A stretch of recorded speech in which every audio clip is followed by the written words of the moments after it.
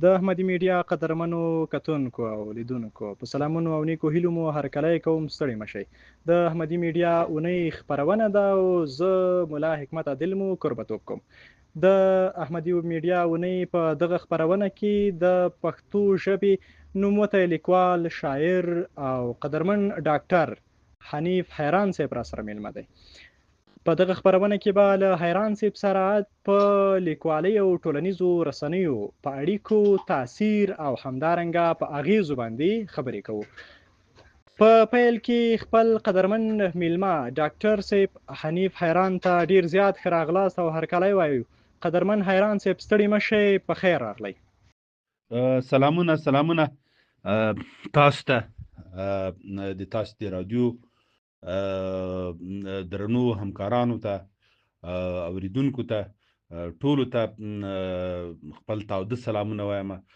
خدای دې وکړي چې تاسو به هم ښه یې، صحت به هم ښه یې، وختونه به ښه تېرېږي. ډېره مننه. خوښ شوم چې د تاسو له لارې له درنو اوریدونکو سره مخامخ یم. ډیره زیاته مننه قدرمن ډاکټر صاحب چې وخت مو راکړ په داسې مصروفو حالاتو کې مونږ ته وخت راکړ. ډیره زیاته مننه ډاکټر صاحب. په پیل کې که دا راته ووایي چې لیکوالي څه ده او همدارنګه ټولنیزې رسنۍ څه دي په لنډو ټکو کې. البته ټولو ته معلومات هم شته، خو بیا هم مختصر ډول باندې که د لیکوالي په تعریف او همدارنګه د ټولنیزو رسنیو په تعریف او بیلګو باندې خبرې راته وکړي، لنډه شرح راته وړاندې کړئ، مننه به مو وي. لیکوالي خو اصلا د لیکلو هنر ته وایي. که څوک چې د لیکلو هنر لري هغه هر ډول لیکن کولی شي. که څوک نثر لیکي، که څوک شعر لیکي، که څوک ژباړه کوي، که څوک یو هنري اثر لیکي، که څوک تخلیقي اثر لیکي، هغه ته موږ لیکوالي وایو. موږ دې ته د لیکوالي هنر وایو. موږ هر ډول لیکنو ته لیکوالي نشو ویلی. فرض که عادي یو څوک په کتابچه کې لیکل کوي، که څوک چاپ چې قرض لیکي په یو دکاندار، هغه ته موږ لیکوالي نشو ویلی. هغه خپل د اړتیا وړ خپل لیکنې کوي. څوک چې هنري اثار لیکي، هنري اثار ژباړي، هنر ته کار کوي، د لیکوالي او ځانګړی مهارت لري د لیکلو، دې ته موږ لیکوالي وایو. او خبره د ټولنیزو رسنیو تاسو وکړله، د میډیا تاسو وکړله. ټولنیز رسنۍ یا خواله رسنۍ چې موږ ورته وایو، دا ټویټر شو یا ایکس پاڼه یا دا فیسبوک شو، په اصطلاح دغه نورې څومره خواله رسنۍ چې دي دغه شولې. بیا له دې سره بېله خبره ده چې څوک خپلې لیکنې کوي په خواله رسنیو کې، په فیسبوک او نورو رسنیو باندې خپروي، او څوک یې په کتابي بڼه چاپ کوي، او څوک یې له ځان سره لیکي ساتي. نو اوس خو د کتاب او د لیکوالي د چاپ لپاره ډېرې داسې لارې چارې شته چې سړی پکې خپلې لیکنې خپرې کړي. یوازې به مخکې موږ لیکنې، شعرونه او لیکوالي چې ده په کتابونو کې لوستله، په مجلو کې به مو لوستله، په ورځپاڼو کې مو لوستله. مګر اوس وسایل زیات شوي دي، اسباب زیات شوي دي. هر څوک کولی شي چې خپله یوه اداره ولري او خپله یوه مخپاڼه ولري، خپل لیکل ورپورته کړي، خپل هنر له خلکو سره شریکي. نو اوس یې لارې چارې بیخي زیاته مننه قدرمن ډاکټر صاحب. دا چې د ټولنیزو رسنیو او همدارنګه لیکوالۍ په مفاهیمو باندې مونږ پوه شولو، ښه به دا وي چې مونږ او قدرمن کتونکي او لیدونکي په دې باندې هم پوه سي چې د ټولنیزو رسنیو او لیکوالۍ ترمنځ څه اړیکه ده، کوم اړیکه شتون لري. له هغه نه وروسته به بیا د تاثیراتو په تړاو چې لیکوالي په ټولنیزو رسنیو او ټولنیزې رسنۍ په لیکوالي باندې څه اغیز لري خبرې وکړو. اصلا اړیکه خو خامخا شته. لیکوالي ما لکه وړاندې مې چې ویلې، پخوا تر کتابونو ډېره رسېدله، اوس تر خواله رسنیو هم رسېږي. یعنې معنا دا چې په دواړو کې شته. داسې نه ده چې موږ اوس کتابونه نه چاپوو یا یې نه لولو او لیکوالي یوازې خواله رسنیو ته کوو. خو د خواله رسنیو په راتګ سره د کتاب چاپ کمرنګه شوی ده، د لیکوالي هغه معیار چې ده، هغه سنجیدګي چې ده، هغه کمزوره شوی دی. نو لیکوالي چې ده له ټولنیز میډیا سره د دې مستقیما ربط شته. اوس هم که تاسو وګورئ له په ټولنیز میډیا کې د موږ او تاسو په دې خپل پښتو ژبې سایټونه به وګورو. مختلف سایټونه دي، خلک لیکنې له فیسبوک او ټویټر او انستاګرام پرته داسې ویب سایټونه دي چې هلته خپلې لیکنې ورکوي، هلته خپل معلومات ورکوي، چې هلته ډېر سنجیده خلک دي. دوی هلته خپل معلومات او لیکنې او علمي آثار خپروي. په نور نړۍ کې خو د دې لپاره یو خاص سیستم ده، یو خاصه ټرمینالوژي ده، مګر له بده مرغه د موږ او تاسې په هیواد کې داسې خاص سیستم نشته. د هر سړي هغه مخپاڼه، هغه خپل پروفایل چې ده، هغه د ده لپاره یوه میډیا ده، یوه رسنۍ ده. مګر هم لیکوالي چې ده، که څوک وغواړي چې خپل هدف، خپل پیغام، خپل هنري لیکنې، خپلې مسلکي لیکنې، خپلې ټولنیزې لیکنې دوی کولی شي چې تر نورو خلکو د رسولو لپاره زښتې ډېرې زیاتې لارې چارې دي چې خپل هدف، خپل پیغام تر نورو خلکو پورې ورسوي. نو ویلی شو چې د لیکوالي تړون یا اړیکه له میډیا سره یا له خواله رسنیو سره ښه پرېمانه ده، او اوس یو شی هم بې خپرونو نه پاتې کېږي. پخوا به هغه کسانو چې په اصطلاح دوی به وس او توانایي نه وه چې کتاب چاپ کړي، نو لیکنې او کتابونه ممکن پاتې وي. اوس که څوک خپل کتاب چاپوی نشي، چې بهترینه لاره چاره ده، تر نورو خلکو یې په ویب سایټ کې خپرولی شي، په فیسبوک کې خپرولی شي، په نورو خواله رسنیو کې په ډاډه زړه باندې خپرولی شي. درنښت او آداب قدرمن ډاکټر صاحب، که دا راته ووایئ چې نن سبا ټولنیز رسنۍ د لیکوال د پرمختګ لپاره یو فرصت ګڼل کېږي که یو خطر؟ په دې خبر را سره وکړئ. او بل خبره دا چې د ټولنیزو رسنیو فضا د لیکوال پر ژبه، طرز او همدارنګه پر بیان څه اغېز کوي؟ که په دې باندې خبرې را سره وکړئ. خبره دغه ده چې ټولنیزه رسنۍ که وګورو د موږ په لیکوالي خامخا اغېز کړی ده، په شاعري یې اغېز کړی، په نثر یې اغېز کړی ده، دې کې شک نشته. ټولنیزه رسنۍ یو ډول مستي لري، یو ډول تلوسه لري، چې خلک د هغې تلوسې او د هغې بیړې تر اغېزې لاندې راځي.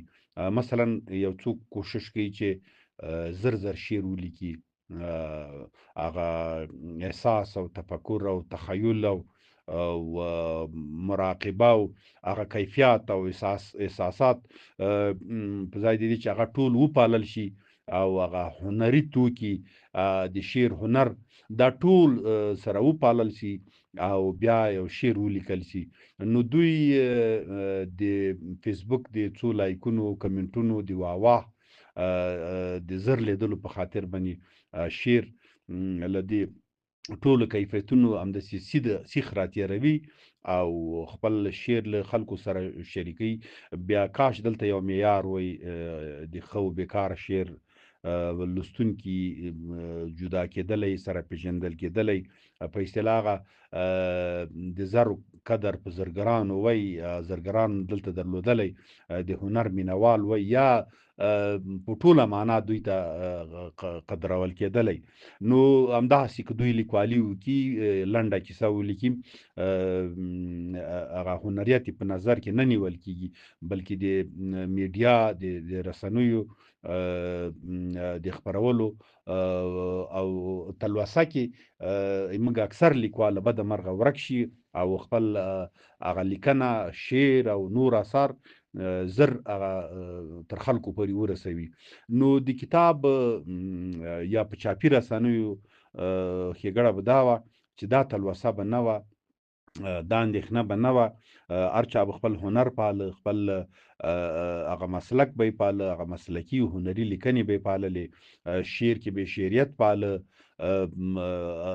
نور کوم اړخونه چې دي، کوم جزئیات چې یو شعر لري، یو هنر لري، یو لیکوال چې کوم ځانګړتیاوې لري، هغه به په ټول زور او قوت سره هغه په خپل آثارو کې ځایولې، او بیا به یې په اصطلاح یا به یې په تر جریدې و اخبارونو رسولې، یا به تر کتابه چاپ انتظار کاو، بیا به په هغه کې غورچاڼ کاوه، هغه به بیا له ډېر فکر او سوچ وروسته چاپېدلې، ځکه چې دې کې بیا په اصطلاح ایډیټ نه کېده. اوس خو اعلی رسنۍ کې خلک د ایډیټ هڅم کوي، د کمونې او زیاتونې هڅم کوي. نو ویلی شي چې رښتیا ده چې دې شي د موږ په لیکوالۍ، د موږ د لیکلو په هنر په دې شي باندې اغېز کړی ده. له بده مرغه چې موږ لوی لیکوال چې هغوی د لیکوالي په ډګر کې، د شعر په ډګر کې لوی نومونه دي، حتی د هغوی هنر ته یې زیان رسولی ده، د هغوی شعر او نثر ته یې زیان رسولی دی. نو البته داسې خلک شته چې دا نزاکتونه په نظر کې نیسي، خپله لیکوالي ډېر په هنر سره کوي، په خوالیو رسنیو کې هم ډېر په هنر سره خپلوي، بلکې داسې خلک هم شته چې تر اوسه پورې خپلې لیکنې، خپل شعرونه په خواله رسنیو کې نه خپروي. هغوی پوهېږي چې دلته د دوی د لیکوالۍ قدر نه کیږي. نو دا تر لیکواله پورې اړه لري، تر شاعره پورې اړه لري، او تر دې پورې اړه لري چې د خپل شعر، د خپل پیغام او خپل لیکنې لپاره کوم ځای مناسب وګڼي، خواله رسنۍ، کتاب او کوم بل ځای. فرانس محترم، د ټولنیزو رسنیو په دې اړدوړ کې چې معیاري لیکوالي د غیر معیاري لیکوالي په نسبت باندې ډیر کم لیدونکي لري، لوستونکي لري، او همدارنګه ډیر کم خلک کې خوښوي او تر ډیرو کمو خلکو رسیږي. څه کول پکار دي چې د دې مخه ونیول سي او ټولنې ته معیاري څه ورسو، معیاري لیکوالي، معیاري شعر او معیاري لنډې قصې تر لوستونکو پورې ورسو، تر څو مو دا معیار په پښتو ادبیاتو کې ساتلی؟ تاسو څه فکر کوئ دغه د ټولنیزو رسنیو دغه ناخوالې به په پښتو ادبیات د یو بحران خواته بونه ځي؟ اصلا خبره دا ده چې دا میډیا یا ټولنیز رسنۍ چې دي، دا د ښې معیاري، د ښې او معیاري لیکوالۍ بازار نه لري. که یې لري، مطلب دا خبره نه ده که چیرته موږ دوی ته معیاري لیکنې یا معیاري لیکوالي وړاندې کوم، د دوی غبرګون به دا وي، او که غیر معیاري خو هسې خلک ورته وړاندې کوي. اصلا دلته د لیکوالي معیار داسې جوړ شوی ده چې خلک ډېرې اوږدې لیکنې نه لولي، خلک هنري لیکنې نه لولي. یو نیم کس به فرض کړه د لیکوالي په ډګر کې د یو چا ایډیال وي، د یو چا به استاد وي، د یو څوک به د شخصیت له اغېزې لاندې راغلی وي، نو کېدای شي د هغوی ډېرې اوږدې لیکنې ولولي، بلکې هېڅ لیکنه یې پرې نه ږدي. مګر هم داسې لیکوال به وي چې هغوی به واقعا ډېرې ښې لیکنې به کوي، ښه آثار به لیکي او په میډیا کې به خپروي، خو مګر هم نوم او شهرت به یې ډېر نه وي، هغه خلک نه لولي. نو دلته موږ د رسنیو معیار دا جوړ شوی ده چې خلک طنز او شوخي او په اصطلاح دا شی ډیر له ټیک ټاک او له دې نور خواله رسنیو دا معیار قرار دې خواته هم را روان ده چې موږ ویب سایټونو ته هم راغی دي، موږ لیکوالي ته هم راورسېده چې خلک هنري شیان نه لولي، هنري حتی ویډیوګانې نه ګوري، هنري فلمونه نه ګوري. یعنی یوازې چاپي رسنۍ نه، یوازې هغه د لیکوالي په لیکنه بڼه لیکنې نه، بلکې د موږ ویډیوګانې هم خلک نه ګوري.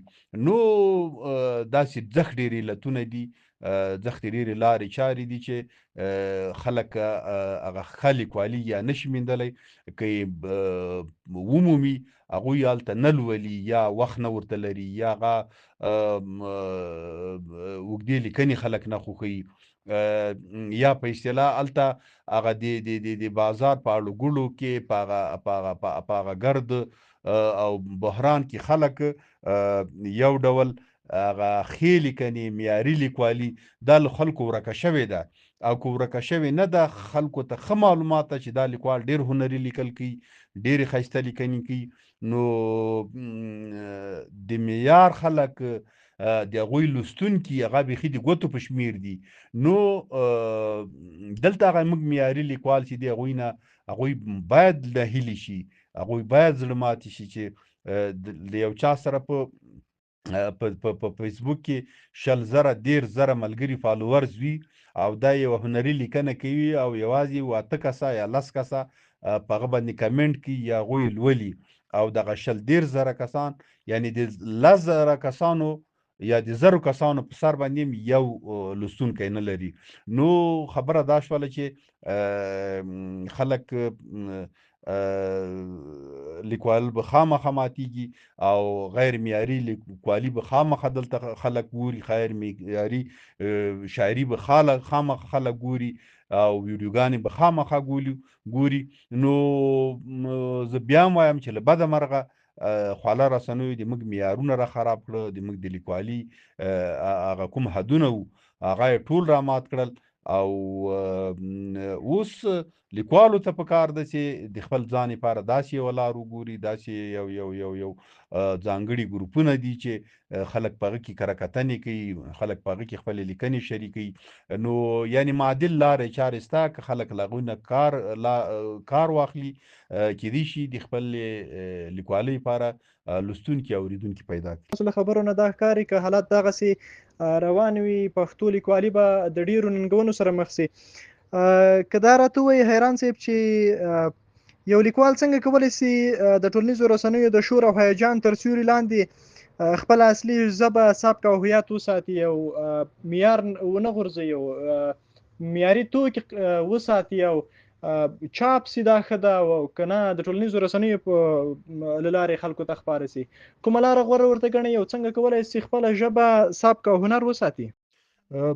خبره دا ده چې که څوک غواړي چې خپل هنر یوازې ازار بازار ته وړاندې نه کړي د پیرو پلور لپاره، یوازې د خلکو د خوښولو واه لپاره وړاندې نه کړي، نو زه وایم چې هغه کولی شي چې د هنر اصالت وساتي، هغه کولی شي چې خپل هنر وپالي. یوازې ټولنیزې رسنۍ یا میډیا نه ده چې دی د خپل هغه خپل هدف او خپل پیغام تر خلکو پورې ورسوي او دا مکلفیت وګڼي او دا د ولس حق وګڼي چې دوی کوم آثار دي هغه باید تر خلکو ورسیږي. اول خو یې که په ټولنیزه میډیا کې کوي په دې پسې دې ونه ګرځي چې خامخا د خلک دته واه وکړي، او کني که یې داسې ونه کړو مطلب دا ده چې کم خلک یې ګوري او خلک یې هنر نه خوښوي او دا یې زړه ماتې کېږي. زه فکر کوم که د ګوتو په شمېر هم دی ښه لوستونکی ولري او خاص خلک ولري نو دا به تر هغو ټولو ښه وي چې په سلګونو په زرګونو کسان ولري. او بله خبره دا ده چې زه اوس هم وایم چې د علمي اثارو د هنري لیکوالۍ لوستونکي اوس هم په بازار کې شته، که څوک په کتابي ډول باندې کتاب چاپوي او معیاري کتاب وي، نوښت یې کړی وي، اوس هم خپرندویو ټولنې په داسې حالات کې چې د کتاب د چاپ بازار نږدې په ټپه ولاړ ده یا ډیر کمزوری شوی ده، مګر هم داسې کتابونه نن سبا کې ګورو چې ډیر کم چاپیږي خو هنري کتابونه چاپیږي، د هغو لوستونکي وي، د هغوی لپاره خلک په همدې رسنیو کې کمپاین کوي، د هغو لوستونکو ته خلک لوستلو ته خلک رابولي. نو او که هیڅ نه وي یوازې په دې مینه دې لیکوالي وکړي چې یو څوک به پیدا شي د دوی هنر به او آثار به خپاره کړي، نه دې په ټولنیزه میډیا چاپ کوي او که چا نه چاپ کول ورته، لیکوال باید لیکوالي وکړي، خپل هغه خپل هنر چې ده هغه باید تر کتابچې او کاغذه پورې ورسیږي، او د خپرولو نه خپرولو هغه به سړی له حالاتو سره ګوري چې په چاپ کې چیرته یې خپور کی خپورې نه کی. نو زه وایم چې دا به بهترینه لاره چاره وي. ستاسو د خبرو په تایید ډاکټر صاحب، په نور نړۍ کې د ټولنیزو رسنیو په نسبت کتابونه ډیر مینوال لري او ډیر لوستونکي لري. فکر کوم ملت به دی چې هغوی معیاري لوستونکي دي او معیاري توکي په کتابونو کې پیدا کیږي. په ټولنیزو رسنیو کې تر ډیره معیاري شی نه وي، غیر معیاري لیکوالي او شعر او همدارنګه لنډې قصې پرتې وي. ډاکټر صاحب محترم، که دا راته وایي چې آیا ټولنیزې رسنۍ د لیکلو لپاره الهام هم کېدلی سي، د یوې سوژې د پیدا کولو کې مرسته کولی سي؟ ټولنیزې رسنۍ د موږ او تاسې د لیکلو سوژې راکولی شي. حتی احمدي صاحب د خدای وبخي، احمدي صاحب وایي چې یو خدای ډیر ګرځنده و، ګرځېده به، او بله خبره دا وه چې دوی به حتی فلمونه کتل، اگر چې دا هم د میډیا د رسنیو یوه برخه ده. هغوی به هندي او نور فلمونه کتل، کومه سوژه به یې چې خوښه سوله د خپل کور کلي وطن او د دوی هغه خپل چوکاټ خپلو ستونزو ته په ورته والي سره به داسې یو چوکاټ د لنډې کیسې یا د بل هنري لیکنې یا د ناول دا به ورته به راوړو. نو کیسه دا ده چې میډیا یا ټولنیزې رسنۍ له یو بل نه د اغېزې اخیستو، د یو بل نه د الهام اخیستو واقعي سرچینه کېدلی شي، ځکه چې دا د معلوماتو لپاره یو بهترینه لاره ده، یو بهترینې سوژې ممکن موږ ته راکړي، مګر همدا سوژې هنري کول تر دې د هنري اثارو کوچ رایستل دا بیا ځان ته هنر غواړي، او که هغه باندې موږ مخکې خبرې وکړي، که هغه هنر وپالل شي او یو معیاري څه ترې راواخیستل شي، بیا تر همدې رسنیو ورسیږي، یا بهترینه غوره لارې دا ده چې تر چاپي رسنیو ورسیږي. زه فکر کوم دا به ډیره ښه وي او بهترینه لاره وي. ډیره زیاته مننه قدرمن حیران صاحب. مصنوعي ځیرکتیا یا ای آی یوه بله لانجره پیدا شوې په دې وروستیو کې. ډیری لیکوال او همدارنګه لوستونکي لټ کړي دي، اسانه کړي دي. څه فکر کوئ، مصنوعي ځیرکتیا د لیکوالي ته ګواښ ده که مرسته؟ ای آی یا مصنوعي ځیرکتیا چې ده له بده مرغه دې خو د موږ د لیکوالي هغه معیارونه بیخي خراب کړل. لیکوال یې دومره لټ روږدي کړل چې د هر څه پلټنه په دې کې کوي، یعنې عادي متنونه هم له مصنوعي ځیرکتیا یا چیټ جي پي ټي څخه غواړي. زه ډېر خلک ګورم چې د دوی په لیکنو کې حتی د دې مصنوعي ځیرکتیا رنګ ښکاري. د مصنوعي ځیرکتیا لیکل یا سبک چې ده هغه له ورایه معلومیږي. په ځینو شیانو کې، په ځینو برخو کې، په ځینو معلوماتي برخو کې ممکن مصنوعي ځیرکتیا له موږ او تاسو سره مرسته وکړي، مګر هم په هنري لیکنو کې چې دوی خپله د ما او تا او د بل لیکنو نه راخلي، په عامو معلوماتو کې ممکن له موږ سره په هماغسې مرسته ونه کړي لکه څنګه چې پکار ده. مثلا په تخیلي لیکنو یا په شعر و شاعري کې موږ او تاسو ګورو چې چیټ جی پي ټي هیڅ معلومات نه لري، شعر نشي درته لیکلی، قافیه او ردیف نه پیژني، ښه بیکاره شعر نه پیژني، د شعر تشریح نه پیژني. نو مطلب دا ده چې یا د موږ معلومات تر چټ جی پی ټي ډېر کمزوري رسېدلي موږ د پښتو ژبې، او یا مطلب دا ده چې دوی خصوصا په هغه تخیلي برخو کې د دوی معلومات ډېر کم دي.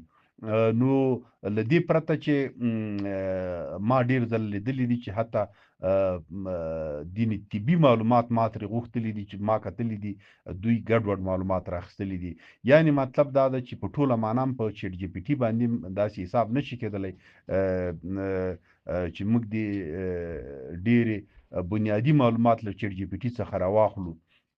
نو پاتې شوه د لیکوالي په برخه کې که څوک په هر حساب په هره برخه کې له چټ جي پي ټي څخه مرسته غواړي، زه فکر کوم موږ خپل هنر ته زیان رسوي، خپلو اثارو ته زیان رسوي. نو له بده مرغه بیا هم ویلی شم چې د موږ په لیکوالي ډېره بده اغېزه کړې ده، او د موږ لیکوال ډېر لټه مخته کړل، د هغوی نه د لیکوالي توم نه هغه هنر واخیسته. نو خدای دې وکړي چې په راتلونکي کې په دې برخه کې کار وشي. که چټ جي پي ټي فرض کړه د موږ کار اسانوي، موږ داسې علمي او هنري اثار او لیکنې او معلومات چټ جي پي ټي ته ورکړي وي چې د موږ معلومات هغه معلومات چې دي هغه د پوښتنې ځواب موږ ته کره راکړي، دا به هم ډېره غټه خبره وي. دا چې موږ بې لارې کوي، د موږ هنر بدلوي، د موږ لیکوال بې لارې کوي، نو زه وایم چې دا ډېر د تاسف ځای ده له بده مرغه. مننه کوم حیران صاحب، ستاسو له خولې مې اورېدلي وو چې یو زده کړیال ستاسو په تړاو مونوګراف لیکه او بیا یې چټ جي پي ټي نه اخیستی و، هغه معلومات یې ورکړي وو چې حتی تاسو خپله په هغه باندې نه وئ خبر. مننه کوم حیران صاحب، دا چې ستاسو مجلس ډیر زیات خوږ ده مګر د خپرونې معیاري وخت یاري نه راسره کوي. دا چې موږ هم معیار نه وي غورځولی په وروستیو کې، که دا راته وایي حیران صاحب چې لیکوالي به راتلونکي کې د ټولنیزو رسنیو په لاس کې وي که د کتابونو په لاس کې به وي، البته پښتو لیکوالي. کور مو ودان، په عزت اوسئ، خیر اوسئ. دا وړاندوینه خو مشکله ده چې یو څوک یې وکړي چې د لیکوالي واګې به په د کتابونو په لاس کې وي. کېدای شي تر که د ټولنیزو رسنیو کې وي، که کوم بل داسې یو څه به راځي چې فرض کړه د مصنوعي ځیرکتیا په څېر باندې چې د لیکوالي هغه روح واړوي، دا وړاندوینه نشي کېدلی. خو څومره چې ثابته شوې ده چاپي رسنۍ چې دي په زرګونو کلونه عمر لري او پاتې شوې ده، خپل اصالت یې ساتلی ده. په پرمختللو هیوادونو کې زه معلومات لرم چې هلته تر موږ زیاتې دوی انټرنیټي اسانتیاوې لري، د خواله رسنیو اسانتیاوې لري، مګر هم دوی بیا هم ونیزې لولي، ورځپاڼې لولي، بلکې قراردادونه یې ورسره کړي، کور ته ورته راځي، او دوی چاپي رسنیو سره مینه لري. هلته مطالعه هم ستونزمنده نه وي، لګښتونه هم ډېر نه لري. مثلا په طبي لحاظ باندې په سترګو، په مغز او نورې ستونزې هم نه راولاړوي نظر ټولنیزې رسنیو ته. نو دومره ویلو شي چې چاپي رسنۍ چې دي په هر حالات کې دي، موږ او تاسې هر وخت لاسرسی ورته لرو. هغه قدر و قیمت هم زیات وي، ممکن عمر هم ډېر ولري، د له منځه وړلو ډېر خطرونه هم نه وي، نظر هغه ته چې موږ او تاسې یو اکاونټ خرابېږي، د موږ او تاسې اثار او لیکنې پکې له منځه ځي، یا موبایل له لاسه ورکوو، یا داسې نور ډېر خطرونه دي. نو د راتلونکي په اړه بیا هم ویلی شو چې ممکن له وخت سره د موږ او تاسې د حالات هم واوړي، لیکوال او معیاري لیکنو ته پام وکړي، له ټولنیزه میډیا یا رسنیو څخه په خپل ځای ګټه پورته کړي، له چاپي رسنیو څخه په خپل ځای ګټه پورته کړي، د هر څه لپاره خپل هغه شرایط او اصول په نظر کې ونیول شي، ونیسي، او همغسې کار وکړي چې څه په ټولنیزه رسنیه د میډیا باندې د خپرولو وړ دي، او څه په چاپي رسنیو کې د چاپ وړ دي. ډېره مننه. ډیره زیاته مننه قدرمن حیران صاحب چې په دې مصروفو حالاتو کې موږ ته وخت راکړه او د معیار په ساتلو او همدارنګه په یوه اهمې موضوع باندې مو د لیکوالۍ په تړاو خبرې را سره وکړې. ډېره زیاته مننه کوو حیران صاحب، الله جل جلاله مو ژوندي لره او د دغه بحث دې رب العزت تر تاجر درکړي. بیا هم ډېره زیاته مننه. د احمدي میډیا قدرمنو کتونکو، دا وه د احمدي میډیا د اونۍ لومړنۍ او پیلنۍ خپرونه چې قدرمن لیکوال او شاعر ډاکټر حنیف حیران صاحب را سره په یوې مهمې موضوع باندې خبرې اترې وکړې. هیله لرم چې تاسو ته ګټوره تمامه شوې وي. تر بیا چې زه ملا حکمت عادل ستاسو درانه چوپړ ته راځم، ښې چارې، ښه وخت.